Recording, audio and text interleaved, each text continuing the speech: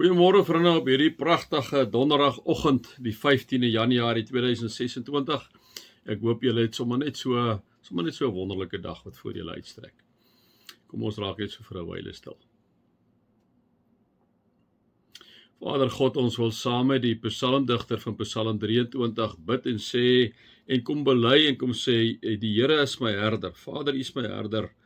Ons kom niks kort nie. U laat my rus in groen weivelde. U bring ons by waters waar daar vrede is. U gee ons nuwe krag. Here God, dankie dat U ons op die regte paaie lei tot eer van U naam. Here, dankie dat al gaan ons ook deur donker diepte, sal ons nie bang wees nie, want U is by ons en in U hande is ons veilig. Here, dankie dat U ons laat aansit by 'n feesmaal terwyl ons teenstanders moet toekyk. Dankie dat U ons ontvang soos 'n eregas en dat U ons altyd oorlaai met hartlikheid. Dankie vir die goedheid en die liefde, en ek sal my hele lewe lank sal ek daaraan bly dink, Vader. En dit is wonderlik vir my om te weet dat ek sal tuis wees in die huis van U tot 'n lengte van dae. Here, dankie dat ons kan weet, ons kan altyd aan U vashou. Amen. Vriende, mag daar vir julle genade en vrede en oorvloed wees, omdat julle God ken, Jesus ken en die Heilige Gees ken.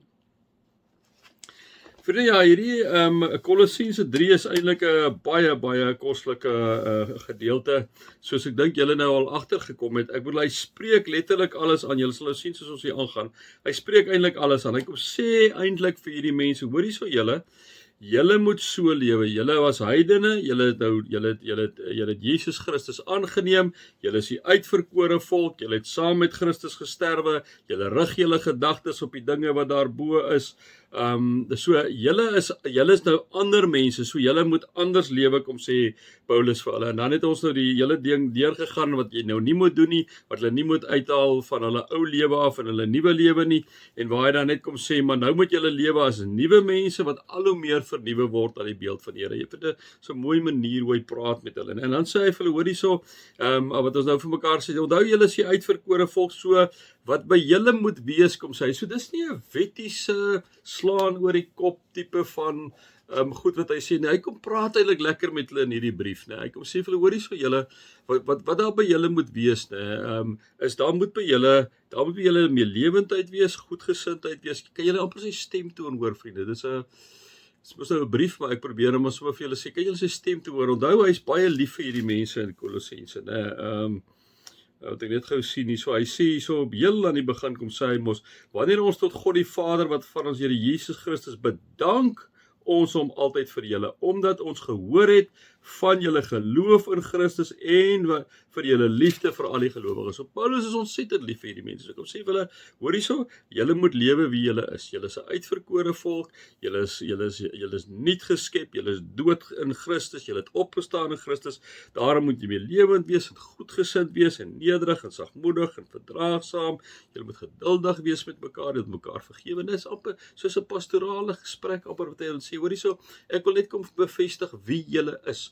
Julle is nuwe mense, so tree so op sy, né? Dit is nie, soos ek sê, dis nie 'n slaan oor die kop, jy's regtig 'n lekker gesels met hulle. Dan sê hy, wie jy, onthou nou is baie lief klaar vir hulle, né? Hy sê, ons het gehoor van julle liefde en van julle geloof in die Here, né? Daarom sê hy, wees geduldig met mekaar, vergewe mekaar as jy iets teen die ander het, wat ons met mekaar gepraat het, né?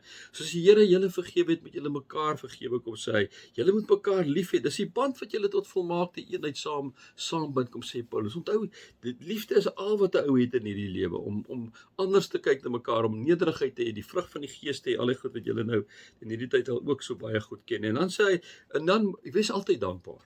Wees altyd dankbaar. Hy sê, en hy weet, liewe vriende, wat beteken dit om dankbaar te wees. Want Paulus, onder die slegste van omstandighede, ek dink Kolossense is een van sy gevangenisbriewe, terwyl hy in die gevangenis is hy nog steeds dankbaar. En hy is dankbaar teenoor God vir wat God vir hom gegee het. Hy het altyd 'n dankbare gees. Daarom kom sê hy, maak nie saak wat julle omstandighede is nie. Wees dankbaar. Die boodskap van Christus moet in sy volle rykdom in julle bly. Dit moet so wees, net sê hy, dat al hierdie mense rondom kan sien dat julle is special people. Special people. Julle is die uitverkore volk van God. Julle het gesterf in Christus, julle het opgestaan in Christus, julle is nuwe mense, julle is anders, kom sê hy vir hulle. En dit is eintlik ongelooflik wat hy vir hulle kom sê. Dan kom sê hy, leer en onderrig mekaar met alle wysheid, met dankbaarheid in julle harte, met julle psalms, lofgesange en ander geestelike liedere tot eer van God sing, vriende.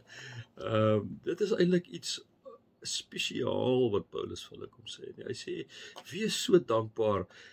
Die feit dat jy kan asemhaal, die feit dat jy gesondheid het, die feit dat jy kinders het, die feit dat jy kleinkinders, die feit dat jy 'n dak oor jou kop het, die feit dat jy 'n voertuig het om te ry, of daar's 'n busdiens wat jy kan opklim en ry, of daar's 'n taxi, of daar's 'n fiets, of jy het voete om te loop, of jy kan sien, jy kan hoor, jy kan voel, jy kan ruik, jy kan proe.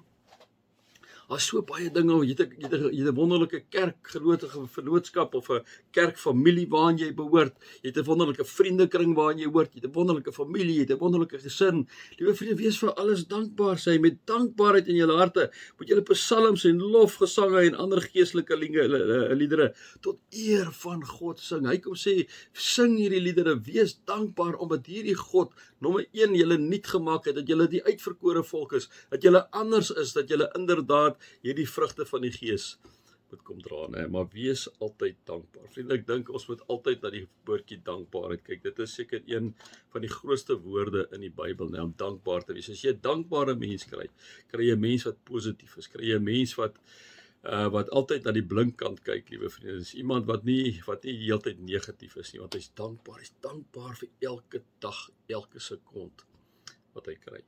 Wonderlik stuk, ons gaan aan in hierdie gedeelte verder.